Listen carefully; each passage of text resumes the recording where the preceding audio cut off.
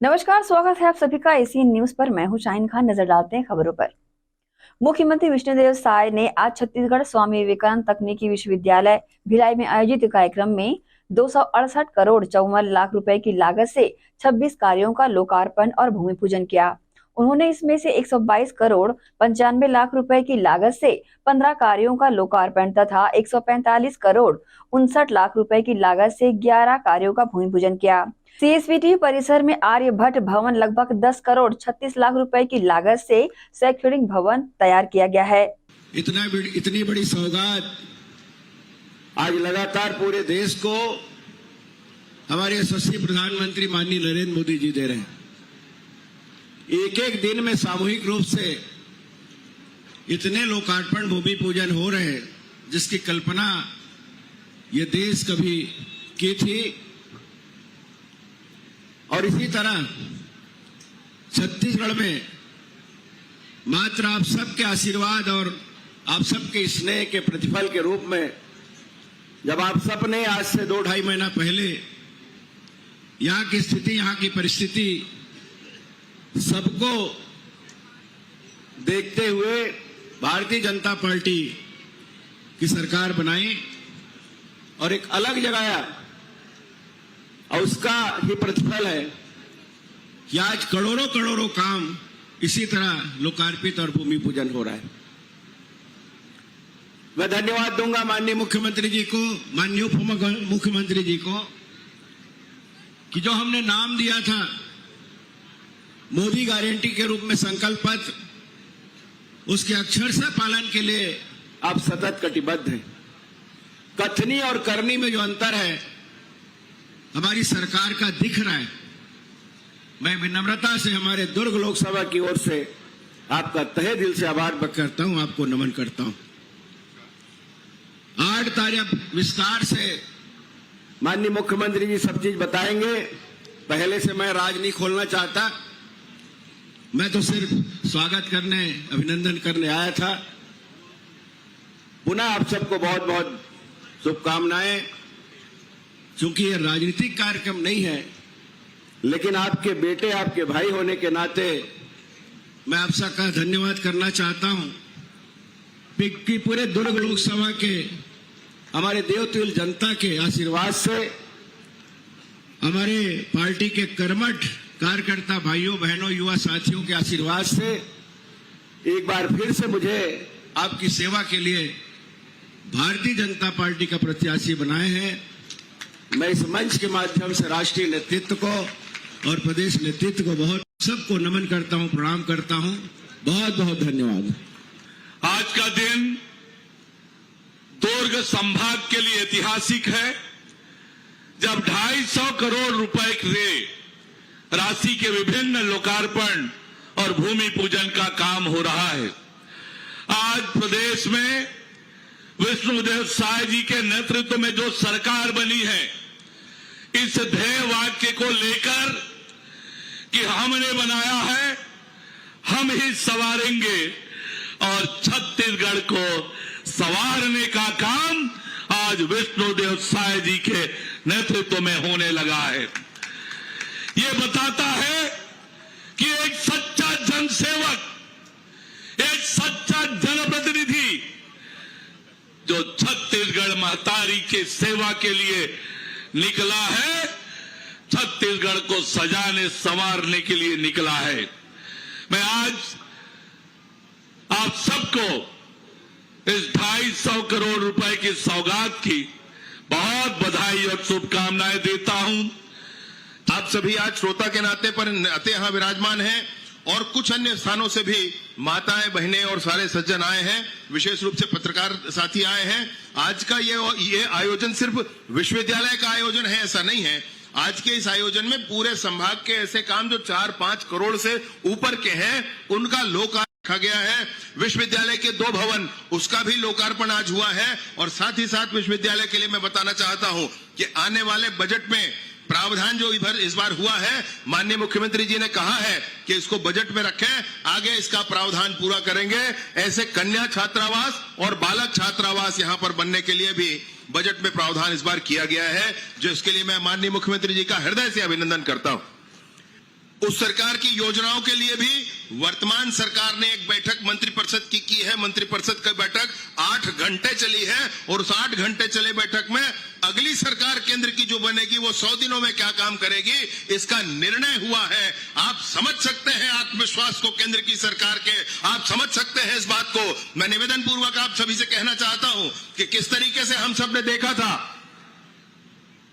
मैं सबसे पहले आप सभी लोगों का हृदय से अभिनंदन करता हूं, स्वागत करता हूं।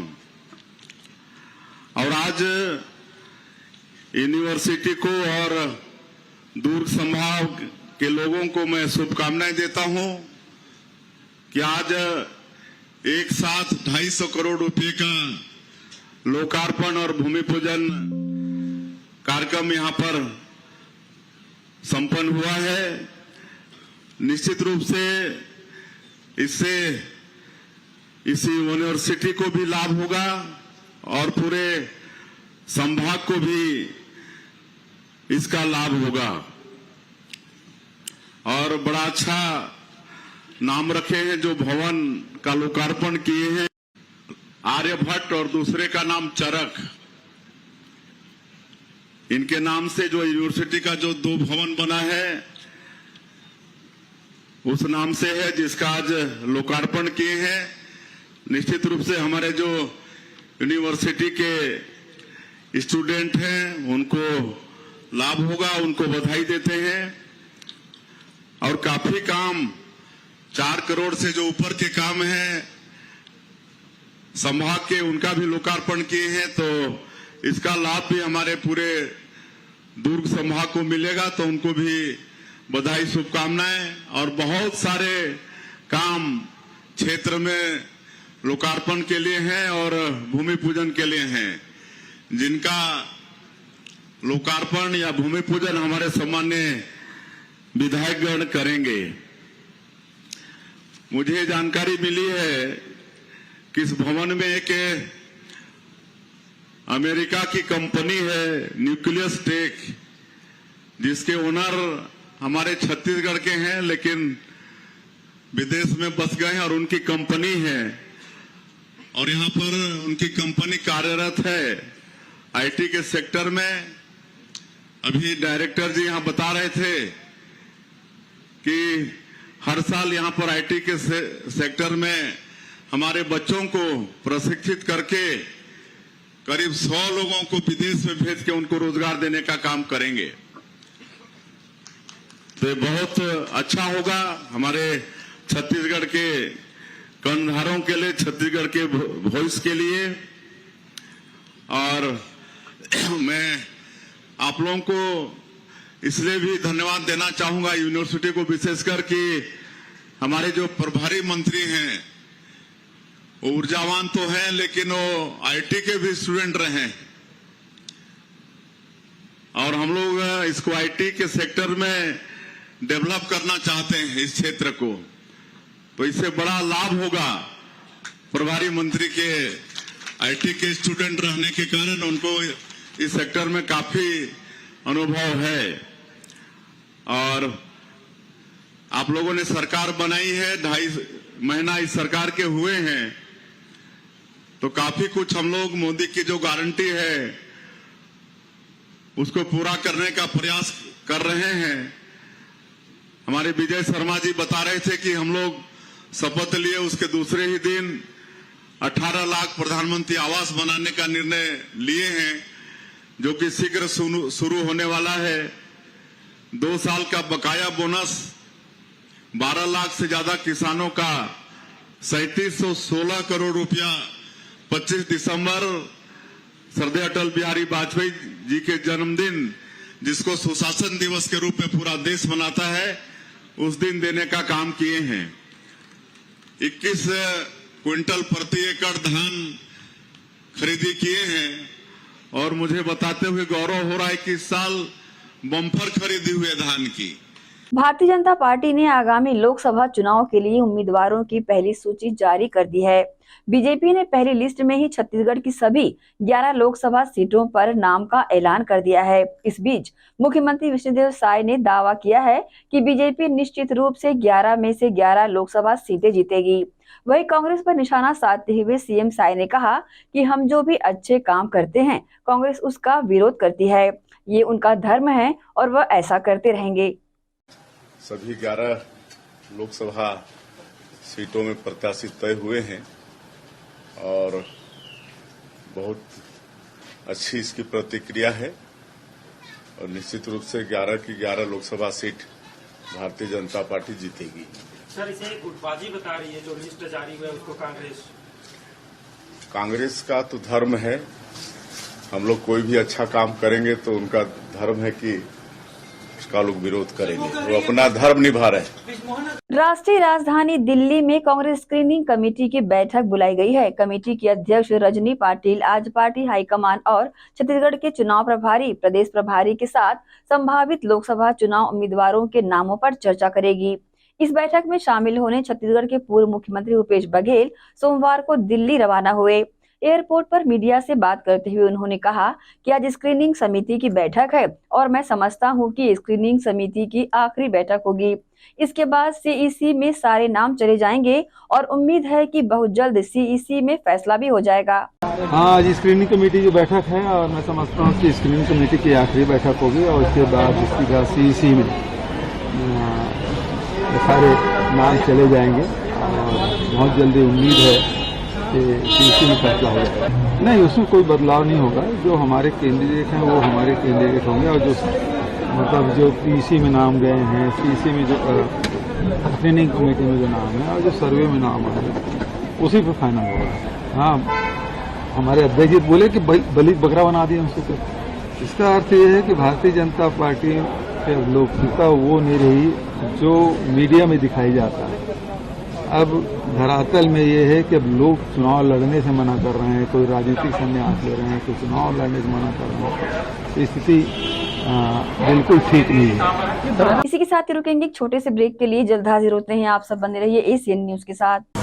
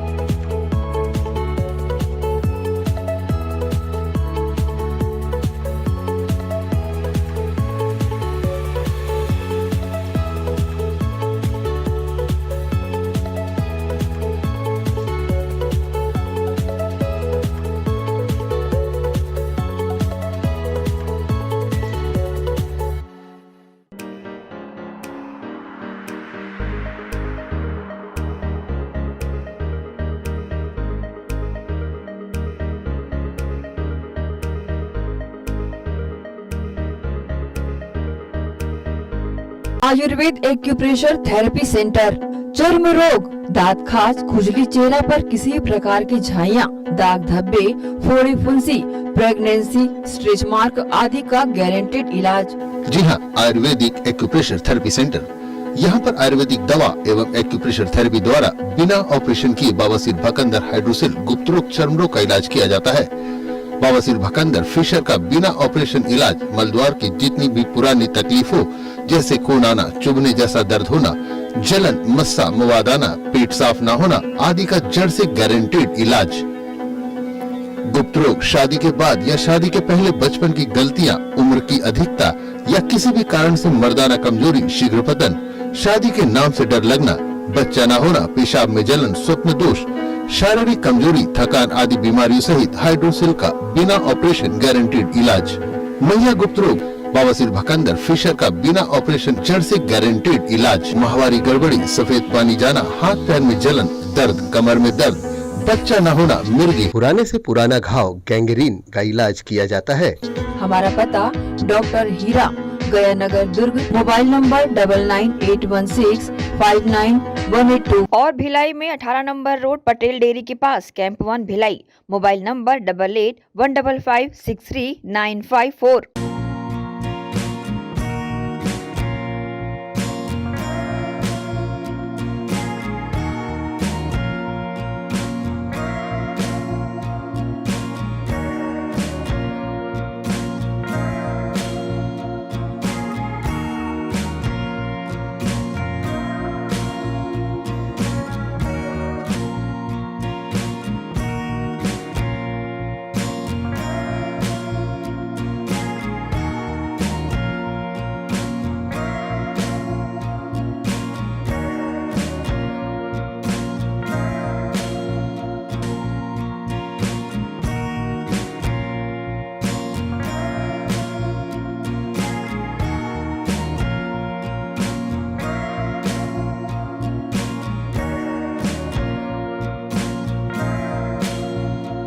सोनालिका रोटावेटर का बादशाह, जो मिट्टी में सोना उगाता है।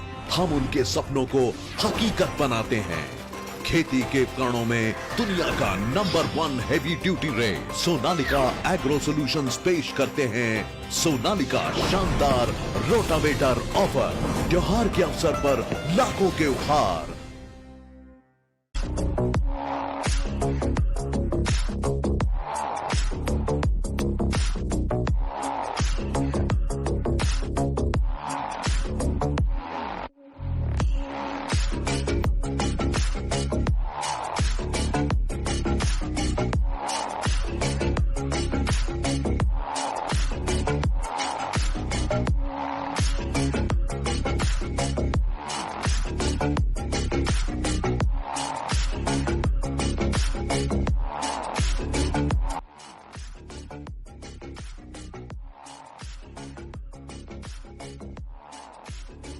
ब्रेक के बाद आप सबका स्वागत है। मुख्यमंत्री विष्णुदेव साय ने जशपुर प्रवास के दौरान अपने निवास ग्राम बगिया से नौनी रक्षा रथ को झंडी दिखाकर रवाना किया। जशपुर पुलिस प्रशासन द्वारा सुरक्षित महिला सुरक्षित समाज के उद्देश्य से इस रथ का संचालन किया जा रहा है, ताकि जिले में महिलाओं एवं बालिकाओं से संबंधित अपराधों पर लगाम लग सके और ऐसे मामलों की कमी आए। इसके साथ ही घटित अपराध पर त्वरित कार्रवाई सुनिश्चित हो। इसके अलावा महिला संबंधित अपराधों पर तत्काल कार्रवाई करने के लिए हेल्पलाइन नंबर 9479128400 जारी किया गया है। नौनी रक्षा रथ के उद्देश्यों की जानकारी जशपुर जिला पुलिस अधीक्षक शशि मोहन ने मीडिया को इस प्रकार से दी है। आज जशपुर पुलिस के द्वारा नौनी रक्षा रथ के नाम से एक वाहन का शुभारंभ माननीय मुख्यमंत्री जी के कर कमलों के द्वारा उनके गृह ग्राम बगिया से किया गया। साथ ही एक एक्सक्लूसिव नंबर भी रिलीज किया गया, जिस नंबर पे जशपुर की कोई भी महिला कानून से संबंधित किसी भी समस्या के लिए पुलिस की महिला टीम को एनी टाइम कॉल कर सकती है और उसकी समस्या का तत्काल निराकरण करने का प्रयास किया जाएगा।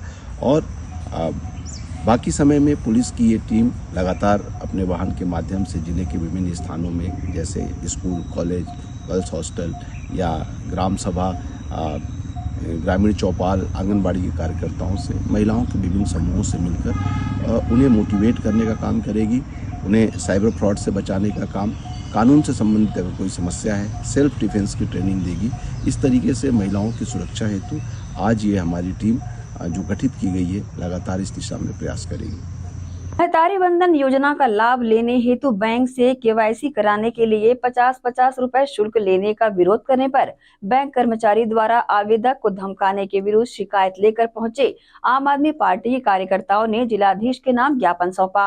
महतारी वंदन योजना के तहत हितग्राहियों का केवाईसी के नाम पर कुर्सी पर बैंक ऑफ बड़ौदा ब्रांच के कर्मचारियों के द्वारा प्रति हितग्राहियों से 50 रुपए शुल्क लिया जा रहा था। इसकी शिकायत आम आदमी पार्टी के भिलाई नगर विधानसभा मीडिया प्रभारी जसप्रीत सिंह तथा रामपाल ने शाखा प्रबंधक से शिकायत की, जिस पर उनके द्वारा शिकायत पर टाल मटोल किया गया। साथ ही बताया कि फिर जाकर गलत तथ्य देकर मामले को रफा दफा करने का प्रयास किया। पहले तो उन्होंने कहा कि फोटोकॉपी का शुल्क लिया जा रहा है, जिसके बाद प्रिंट चार्ज का तर्क दिया गया, लेकिन दोनों ही तर्क आधारहीन निकले। उसके बाद शाखा प्रबंधक ने माना और सही करने का आश्वासन दिया, लेकिन शाम को बैंक का एक कर्मचारी आप पार्टी के जसप्रीत सिंह के घर तथा उसके ऑफिस में आकर उसे धमका रहा था। उसका कहना था कि आपको इससे क्या लेना देना, सवाल यह है कि शुल्क लिया ही क्यों जा रहा है। रामपाल ने बताया शाखा प्रबंधक की जानकारी में होने के बाद भी ये सब होने दिया जा रहा था। इसी कड़ी में आज आम आदमी पार्टी के नेताओं ने जिलाधीश महोदय से ज्ञापन के माध्यम से सभी बैंकों को इस विषय पर निर्देश जारी किए जाए, इस प्रकार की कोई भी अवैध वसूली न हो तथा बैंक कर्मचारियों पर विधि अनुसार कार्रवाई की जाए। इस संबंध में आम आदमी पार्टी के नेताओं ने अपनी प्रतिक्रिया दी। महतारी वंदन योजना जो है इसका लाभ सभी महिलाओं को मिलना चाहिए, लेकिन सवाल ये कि क्या सरकार की पैसे देने की नीयत है। जैसे डीबीटी डायरेक्ट बेनिफिट ट्रांसफ़र, क्या आधार कार्ड महिलाओं के लिंक नहीं है। अलग अलग तरीकों से महिलाओं को लाइन में लगवाया जा रहा है और मिसगाइड किया जा रहा है। अब इसका उद्देश्य आप बैंकों में जाकर के देखो, पैर रखने की जगह नहीं है।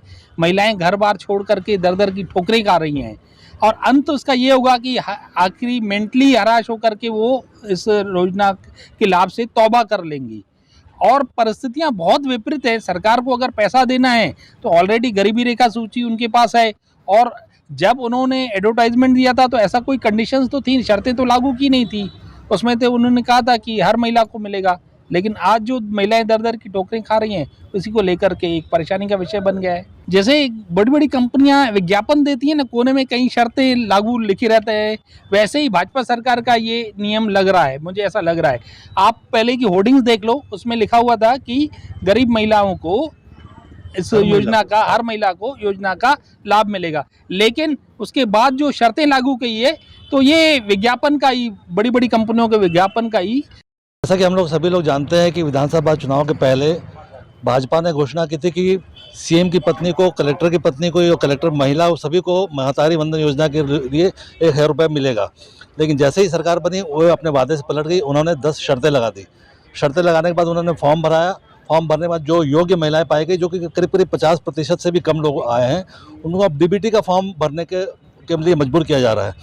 आज मैं 3-4 बैंक्स में गया, वहाँ लोगों का रैला लगा हुआ है, भीड़ लगी हुई है, सभी लोग बहुत परेशान हैं डीबीटी कराने के लिए। उसी सिलसिले में अब ये भ्रष्टाचार का मुद्दा उजागर हुआ है, जहाँ हर महिला से, हर हितग्राही से फॉर्म भराने के नाम पर और फोटोकॉपी के नाम पर 50 रुपये वसूला जा रहा है बैंक द्वारा। इसकी शिकायत करने आज हम लोग आए थे जन दर्शन में, और मैडम ने कहा कि इसको उन्होंने एसडीएम भिलाई को फॉरवर्ड कर दिया है और वहाँ पे वो कार्रवाई करेंगे। कुर्सी पर बैंक ऑफ बड़ौदा ब्रांच में बैंक कर्मी कुछ जो है अभी महतारी वंदन योजना में जो फॉर्म भरा रहा है, उसमें केवाईसी के नाम पे 50-50 रुपये लोगों से वसूला जा रहा था। इसकी शिकायत हमने वहाँ के मैनेजर से किया, तो मैनेजर ने तो पहले टाल मटोल किया। उसके बाद उन्होंने कहा कि ये फ़ोटोकॉपी का पैसा लिया जा रहा है। लेकिन कुछ देर बाद हमने कहा कि कहाँ ऐसा लिखा है, आप फ़ोटोकॉपी का भी पैसा नहीं ले सकते। उसके बाद फिर मैनेजर ने मान लिया, अपनी गलती माना और कहा कैमरे पे, और कहा कि ठीक है अब से हम लोग नहीं लेंगे। लेकिन उसी दिन शाम को शिकायतकर्ता हमारे जसप्रीत सिंह है, उनके घर पर लोग चले गए, बैंक के ही कुछ लोग गए थे और उन्होंने बदतमीजी से बात किया घर वालों से। तो इसकी शिकायत करने आज हम कलेक्टर के दफ्तर आए हैं। कलेक्टर साहब ने कहा है कि इसकी हम लोग जांच करा करके आपको रिपोर्ट बना के देंगे, और जो सज़ा है और जो दोषी है उनको हम लोग। एशियन न्यूज के लिए दुर्ग से नसीम फारूकी की रिपोर्ट। महादेव ऐप सट्टेबाजी मामले में गिरफ्तार गिरीश तलरेजा और सूरज चिखानी को ईडी की टीम सोमवार को कोर्ट लेकर पहुंची। गिरीश पर शुभम सोनी के साथ मिलकर बैंक खातों से ऐप की काली कमाई का पैसा रोटेट करने का आरोप है। वहीं सूरज चिखानी पर हरीश टिबरेवाल के साथ मिलकर ऐप से कमाए पैसों को शेयर मार्केट में लगाने का आरोप है। महादेव सट्टेबाजी ऐप मामले में 2 लोगों की गिरफ्तारी पर ईडी का प्रतिनिधित्व करने वाले वकील सौरभ पांडे ने कहा कि इस मनी लॉन्ड्रिंग मामले में हमने जो आखिरी गिरफ्तारी की थी वह नीतीश दीवान की थी। इन दोनों के बयान दर्ज किए गए हैं, लेकिन वे हमारे पास मौजूद सबूतों के विपरीत बयान दे रहे हैं, इसलिए उन्हें गिरफ्तार किया गया है। मनी लॉन्ड्रिंग का जो इन्वेस्टिगेशन अभी हमारा चल रहा था, उसमें जो लास्ट गिरफ्तारी हुई थी नीतीश दीवान की, उसके बाद कुछ स्टेटमेंट्स उसके थे जिसमें कुछ नए तथ्य सामने आए। तथ्यों की पुष्टि करने के लिए जो है ये दो लोग हैं, गिरीश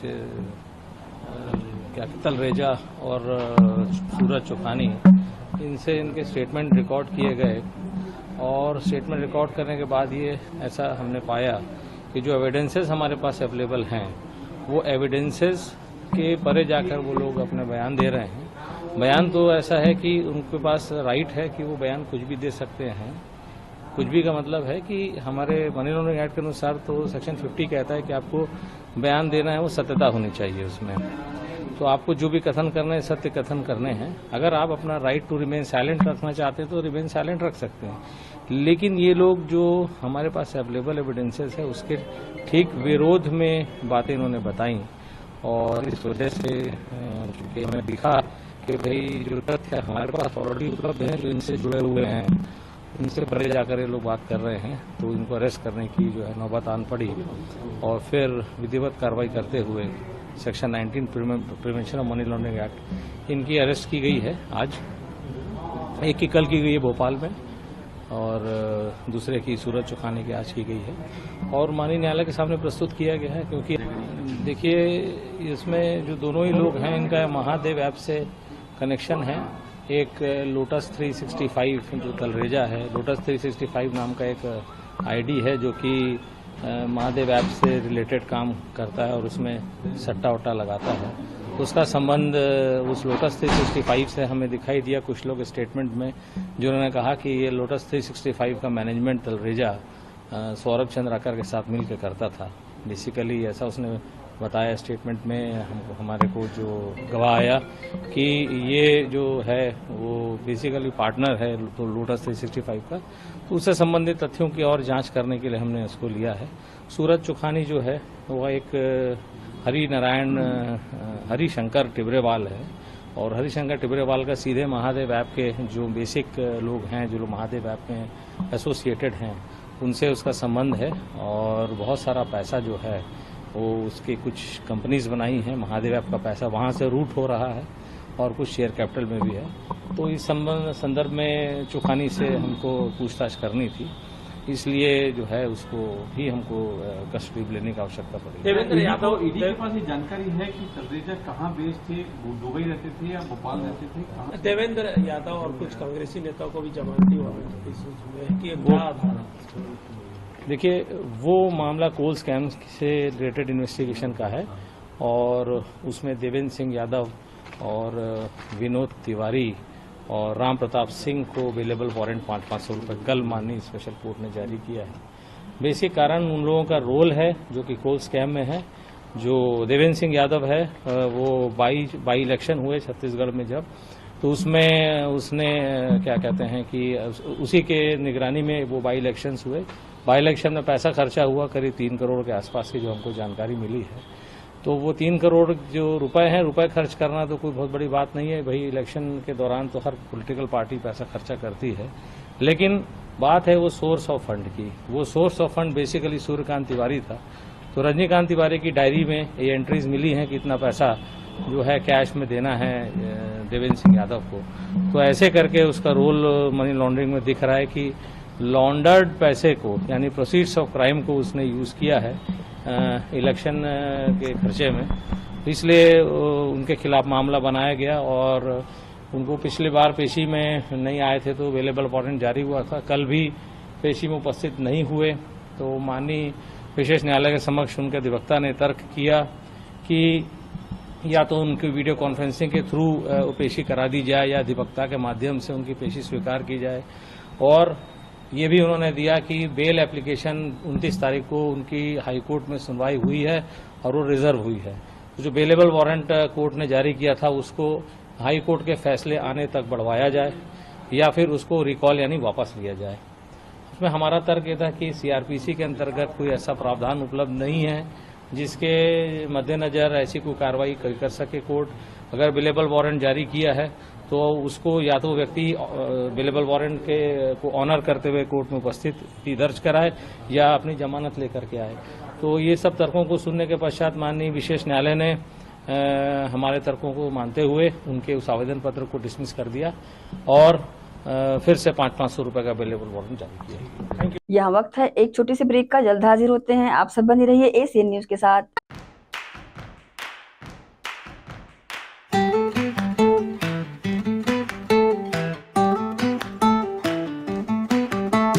नन्हे नन्हे प्यारी जान, पढ़ेंगे लिखेंगे तभी तो बनेंगे भारत की पहचान। बच्चों से ही है कल का भविष्य, तो आइए उदय पब्लिक स्कूल में जल्द ही एडमिशन कराइए।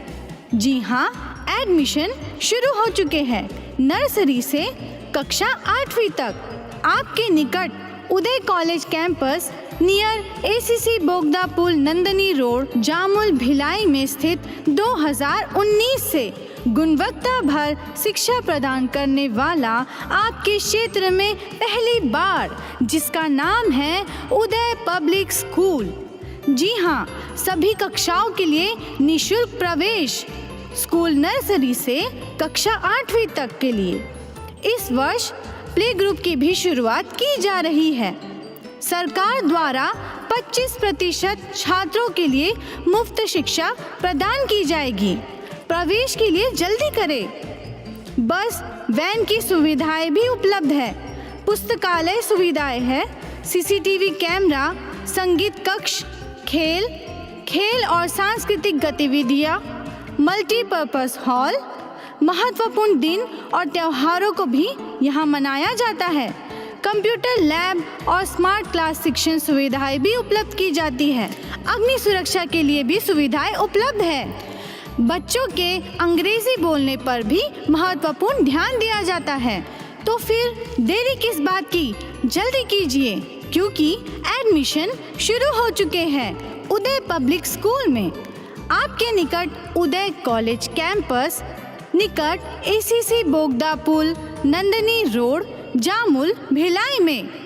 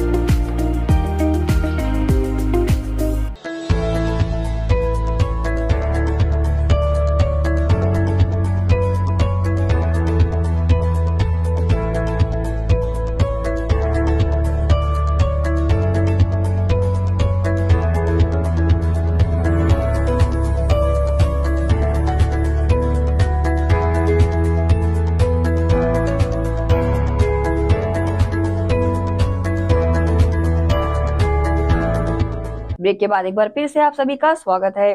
विश्व हिंदू परिषद और बजरंग दल द्वारा मसीही समाज द्वारा अवैध तरीके से धर्मांतरण कराए जाने और अवैध चर्च संचालित होने पर जमकर आक्रोश जताया गया। इस दौरान जिला कलेक्ट्रेट पहुंचे बजरंग दल के नेताओं ने जिला प्रशासन से अवैध संचालित चर्चों पर कार्रवाई की मांग की और चेतावनी भी दी।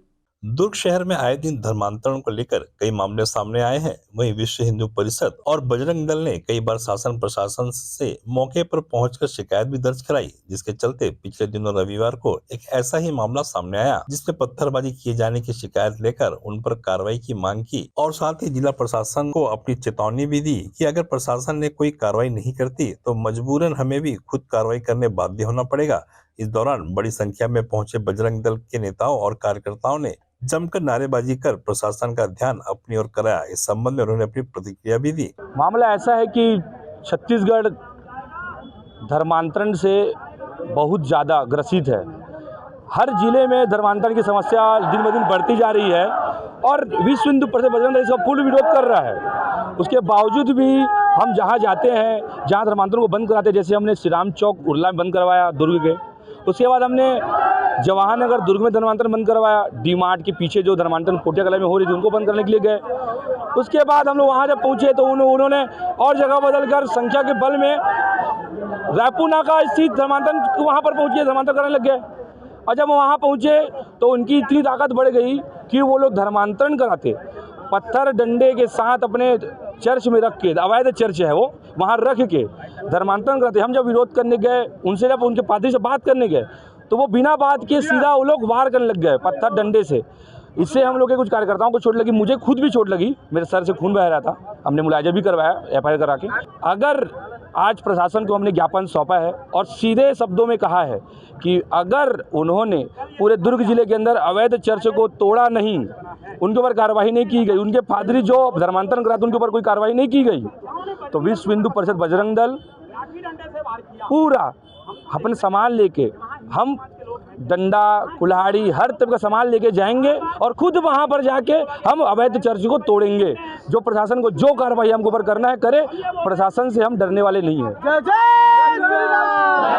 आगे रणनीति है कि हम आज आए हैं ज्ञापन देने और उस ज्ञापन में हमारी मांग है कि उनके ऊपर FIR हो और वो जो अपना अवैध चर्च चला रहे हैं उसके लिए हम मांग की है कि उसका सही कागजात होना चाहिए और सही उनका कानून से आदेश लिया हुआ हो, नहीं होगा तो तोड़ फोड़ करेंगे। ये चीज़ को हम बता दिए हैं प्रशासन को, और नहीं माने तो बजरंग दल उग्र प्रदर्शन करेगा और तोड़ फोड़ अपने हिसाब से करेगा। जितना झेलना था झेल लिए। एशियन न्यूज के लिए दुर्ग से नसीम फारूकी की रिपोर्ट। पेंशनर्स की मांगों की पूर्ति हेतु 4 मार्च को धरना प्रदर्शन उपरांत ज्ञापन सौंपे जाने की मांग को लेकर धरना प्रदर्शन कर मुख्यमंत्री के नाम ज्ञापन सौंपा गया। भारतीय राज्य पेंशनर्स महासंघ छत्तीसगढ़ प्रदेश के आह्वान पर प्रदेश के पेंशनर्स ने अपनी जायज मांगों के समर्थन में सोमवार को दुर्ग के हिंदी भवन के सामने शांतिपूर्ण प्रदर्शन कर पैदल रैली निकाली और जिला कलेक्टर पहुंच मुख्यमंत्री विष्णुदेव साय के नाम ज्ञापन सौंपा। गौरतलब है कि अपनी प्रमुख 2 मांगों को लेकर लगातार कई वर्षों से पेंशनर महासंघ केंद्र और राज्य सरकार से गुहार लगा रही है। बावजूद इसके अब तक कोई ठोस कार्रवाई न कर राज्य सरकार सिर्फ टाल मटोल कर रही है। यही नहीं, ज्ञापन देने पहुंचे पेंशनर्स महासंघ के पदाधिकारियों ने बताया कि भाजपा सरकार द्वारा अपने घोषणा पत्र में पेंशनरों की मांग को लेकर पूरा करने का वादा किया था, लेकिन सत्ता में आने के बाद ये भाजपा सरकार भी अपने वादे को भूल जाने का आरोप लगाया। इस संबंध में उन्होंने अपनी प्रतिक्रिया भी व्यक्त की। महासंघ के द्वारा कई बार ये अवगत कराया गया कि मध्य प्रदेश राज्य पुनर्गठन अधिनियम 2000 की 49(6) जो धारा है वह पेंशनर के सत्वों को में बाधक बना हुआ है आज तक, और ये 23 साल से आज तक वो बाध्यता जो है वो बनी हुई है। इस बाध्यता को अगर कोई खत्म कर दिया जाए तो पेंशनरों को काफ़ी राहत मिलेगी, ये हमारी दूसरी मांग है। इसके पहले भी हम जब सरकार भारतीय जनता पार्टी की नहीं थी और कांग्रेस की सरकार थी, उस समय हम भारतीय जनता पार्टी के उच्च नेताओं से मुलाकात करके अपनी मांगों के बारे में अवगत कराए और उनसे हमको आश्वासन मिला था कि जैसे ही हमारी सरकार आती है पेंशनर के जितने भी प्रकार की मांगे हैं वो हमारी सरकार आने के तत्काल बाद पूरी कर दी जाएगी। लेकिन जैसे ही ये सरकार का गठन हुआ आज तक इस संबंध में एक भी माने कोई पत्र जारी नहीं हुआ और न ही किसी भी प्रकार से पेंशनर संघ को आश्वासन प्राप्त हुआ। हम ये चाहते हैं कि तत्काल 4% जो जुलाई 2023 से दे है जो केंद्र के समान, वो महंगाई राहत मिल जाए पेंशनर्स को, और दूसरी यह जो धारा 49(6) है उसको तत्काल समाप्त किया जाए, विलोपित किया जाए, ताकि मध्य प्रदेश और अपना छत्तीसगढ़ दोनों के पेंशनर्स को लाभ प्राप्त। जो सरकार से जुलाई 23 से हम लोगों का महंगाई 4% ड्यू है, उसके संबंध में ज्ञापन देने के लिए आए हैं यहाँ, जो कि जुलाई 23 से ही जारी होना था, नहीं जारी होने के कारण से हम यहाँ हड़ताल में हैं। हमारे पूरा प्रशासनिक जो संघ है सब हड़ताल में है। नहीं, ये समय समय पर हम लोग मांग करते रहे हैं। एशियन न्यूज के लिए दुर्ग से नसीम फारूकी की रिपोर्ट। न्यायधानी बिलासपुर में एक बार फिर होटल हेवेंस में विवाद का मामला सामने आया है। रायगढ़ निवासी युवक देर रात होटल हेवेंस पहुंचा और बार के अंदर जाना चाहा, मगर होटल के कर्मचारियों ने उसे बार का समय खत्म हो गया है कहकर बार के अंदर जाने से मना कर दिया, जबकि दूसरे अन्य युवक युवतियां बेधड़क बार में आवाजाही कर रहे थे। जिसके बाद युवक अपनी कार में रखा लोहे का धारदार चापड़ लेकर बार के अंदर घुसा और चापड़ लहराकर कर्मचारियों और ग्राहकों को धमकाने लगा, जिसकी जानकारी पुलिस को मिलने पर पुलिस तत्काल मौके पर पहुंची और चापड़ लेकर हंगामा कर रहे युवक को पकड़कर थाने लेकर गई। हेवेंस बार में कल रात्रि एक व्यक्ति के द्वारा कुछ चापड़ लेकर बार में घुसा था, जिसकी रिपोर्ट बार संचालक द्वारा की गई थी, जो कि आज ही उसके विरुद्ध 25-27 आर्म्स एक्ट के तहत कार्रवाई कर माननीय न्यायालय के समक्ष पेश किया गया है। और बार संचालक जो 12 बजे से अधिक देरी तक खोल के रखा था, उसके विरुद्ध भी प्रतिबंधात्मक कार्रवाई की गई है। इसी के साथ ही आपसे लेंगे इजाजत। आप सब बने रहिए एशियन न्यूज के साथ। नमस्कार।